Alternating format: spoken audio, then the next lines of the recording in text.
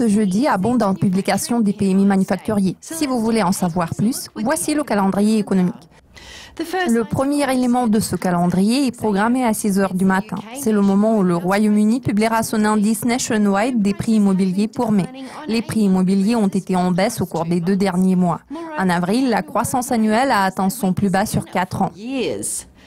La Suisse doit publier ses ventes au détail pour avril à 7h15. Le rapport de mars a surpris fortement à la hausse, les ventes ayant enregistré leur plus forte croissance depuis 2014.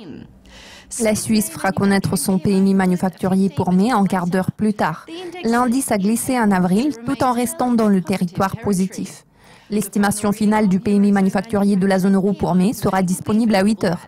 Elle devrait confirmer les données de l'estimation initiale selon laquelle l'indice s'est établi à son plus haut sur 6 ans.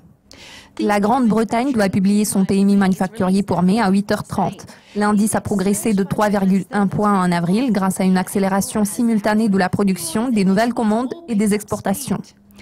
Ensuite, à midi 15 GMT, nous découvrirons le rapport américain ADP sur l'emploi couvrant le mois de mai. La croissance de l'emploi a été légèrement inférieure aux attentes en avril, et ce, après 3 mois de performances exceptionnelles. Une mise à jour hebdomadaire étroitement surveillée sur les demandes d'assurance chômage aux États-Unis sera disponible à midi 30 GMT. Le rapport précédent a montré une légère hausse du nombre de demandes initiales et renouvelées. Cependant, les moyennes mobiles à 4 semaines ont reculé pour s'établir à leur plus bas depuis le début des années 70. Le Canada fera connaître son PMI manufacturier pour mai à 13h30. L'indice n'a eu de cesse d'augmenter au cours des 7 derniers mois et se situe maintenant à son plus haut sur 6 ans. Les USA publieront leur indice PMI manufacturier de l'ISM de haute importance pour mai à 14 heures. Le rapport d'avril est apparu quelque peu décevant, l'indice ayant perdu 2,4 points. Une légère augmentation de la production a été contrebalancée par une baisse des nouvelles commandes et de l'emploi.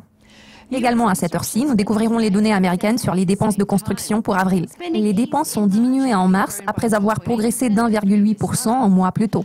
Il y a une pause dans le calendrier jusqu'à 1 heure du matin. C'est le moment où l'Australie publiera ses données sur les ventes de logements neufs pour avril. Les ventes ont glissé en mars, contrebalançant complètement un gain de 0,2% affiché le mois précédent.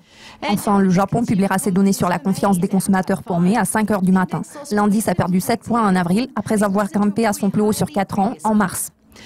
Je suis Céleste Skinner. Vous avez regardé le calendrier économique pour le jeudi 1er juin. Vendredi, nous découvrirons le rapport américain sur l'emploi.